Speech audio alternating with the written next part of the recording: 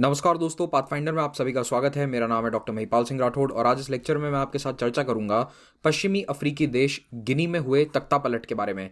ये कू क्यों इंपॉर्टेंट है, इसके क्या इकोनॉमिक रैमिफिकेशंस हो सकते हैं, क्या इसके आर्थिक नुकसान हो सकते हैं दुनिया को, और गिनी में यह तख्तापलट होने के पीछे कारण क्या है, इन्हीं सभी जियोपॉलिटिक्स को आज हम जानेंगे। तो आगे बढ़ें उससे पहले बताना चाहता हूं कि अनअकैडमी ऐप पर आप मुझे इस आईडी पर जरूर फॉलो करें ताकि आपको मेरे सभी स्पेशल क्लासेस और प्लस कोर्स की क्लासेस के अपडेट्स प्राप्त हों। जब भी मैं स्पेशल क्लास लूंगा आपको नोटिफिकेशन मिल जाएगा अगर आप मुझे यहाँ फॉलो कर रहे हैं। और पाथफाइंडर के टेलीग्राम चैनल को भी सब्सक्राइब करें जहां पर आपको सभी पीडीएफ्स मिल जाएंगे। अब सबसे पहले तो आपको गिनी की ज्योग्राफिक लोकेशन मालूम होनी चाहिए। तो गिनी पश्चिमी अफ्रीका का एक देश है। यहाँ पर आप देख सकते हैं, ये रहा गिनी।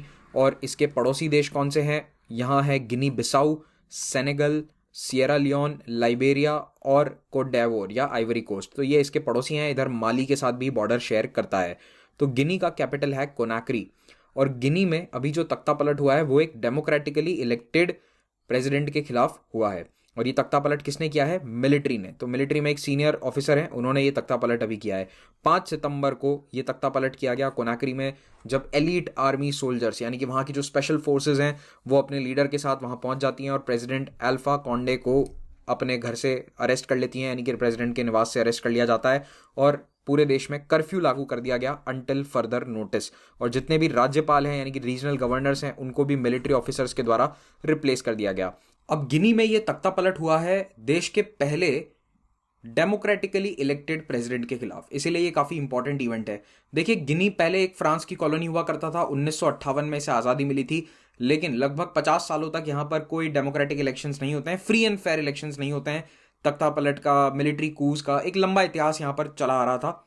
2010 में पहली बार फ्री एंड फेयर इलेक्शंस होते हैं, चुनाव होते हैं, और इसमें राष्ट्रपति चुने गए थे अल्फा कॉन्डे। और 2010 में ये जीते, उसके बाद 2015 में फिर से ये जीत गए थे।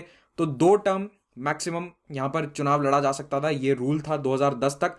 लेकिन अब होता क्या है कि अफ्रीका के कई देशों में यही प्रॉब्लम होती है कि सेकंड टर्म जीतने के बाद वो सोचते हैं कि अब हम तीसरा टर्म, चौथा टर्म भी जीत लेते हैं। खैर, तो सेकंड टर्म में जीतने के बाद अल्फा कॉन्डे ने भारत के साथ काफी अच्छे रिश्ते बनाए थे। ये भारत की यात्रा पर भी आए थे प्रधानमंत्री जी के साथ। ये आप फोटो देख सकते हैं इनकी यहाँ पर। सो भारत भी कोशिश कर रहा था कि इन पश्चिमी अफ्रीकी देशों के साथ अच्छे संबंध बनाए जा सके। तो अभी अचानक कू क्यों हो जाता है? देखो, 2-3 कारण है।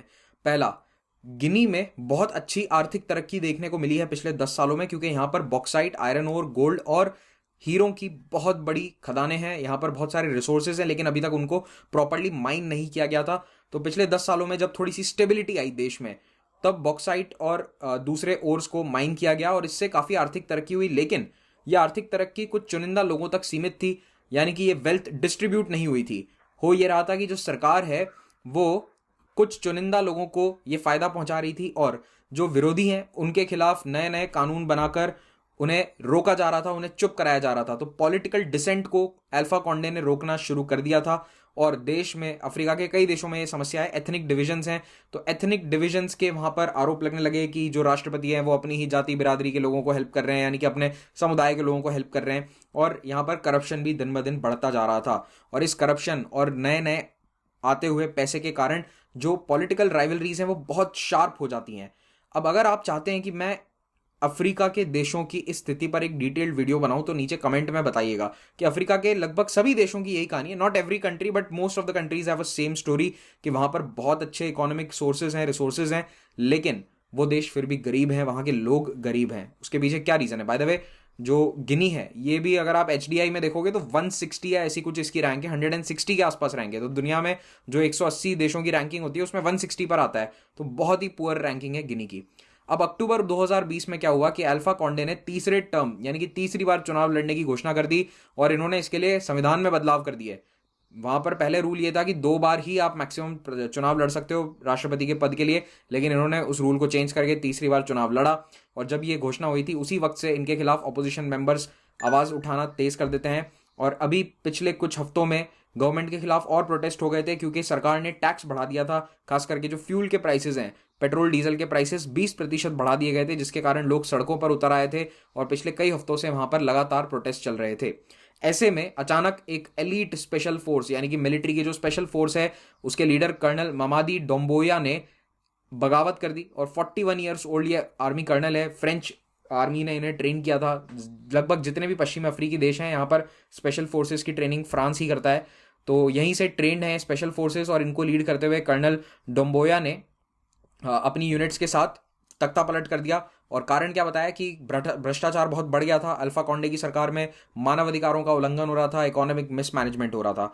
जो मुख्य विपक्षी पार्टी है जिन्होंने पिछले साल एक एफएनडीसी मूवमेंट शुरू किया था कॉन्डे के खिलाफ, उन्होंने भी इस तख्ता पलट का समर्थन किया है। उन्होंने कहा कि ये बिल्कुल सही तख्ता पलट किया गया है, क्योंकि कॉन्डे, अल्फा कॉन्डे जो हैं ये बहुत ही बड़ा मिसमैनेजमेंट कर रहे थे देश के साथ। तो इन्होंने स्टेटमेंट दिया है कि हम तो पूरी तरह से ये तख्ता पलट के साथ हैं, चाहे हम डेमोक्रेसी के लिए काम कर रहे हैं, लेकिन फिर भी हमें लगता है कि ये काम जो है सही हुआ है, ऐसा ऑपोजिशन पार्टीज ने कहा है। अब अभी इसके कारण मेन प्रॉब्लम्स क्या होंगी, देखो इसका इकोनॉमिक फॉलआउट बहुत बड़ा होने वाला है। गिनी के अंदर एक रीजन है जिसका नाम है सिमांडू। सिमांडू रेंज जो है यहाँ पर दुनिया के सबसे बड़े आयरन ओर डिपॉजिट हैं, यानी कि दुनिया का सबसे बड़ा लौह अयस्क का खजाना गिनी में स्थित है, जिसे अभी तक पूरी तरह से टैप नहीं किया गया है, माइन नहीं किया गया है। यहाँ पर 8.6 बिलियन टन्स ऑफ ओर बताया जाता है, और इसका ओर कंटेंट देखिए आप, आयरन कंटेंट देखिए इस ओर का 65%, which is one of the highest in the world. Problem क्या है कि सिमांडू एरिया जो है ये काफी रिमोट रीजन है, यहाँ पर स्थित है, काफी इंटीरियर का एरिया है, कोनाक्री कैपिटल यहाँ है, और ये पूरा जंगल वाला इलाका है। यहाँ पर पहुंचना बहुत मुश्किल है, इंफ्रास्ट्रक्चर नहीं है, रोड रेलवे कुछ भी मौजूद नहीं है। तो एक रेलवे लाइन प्रपोज करी गई है, जो यहाँ पर एक नया पोर्ट बनाया जाएगा, यहाँ से रेलवे लाइन कनेक्ट करेगी सिमांडू को, और माइनिंग ऑपरेशंस चलाए जाएंगे।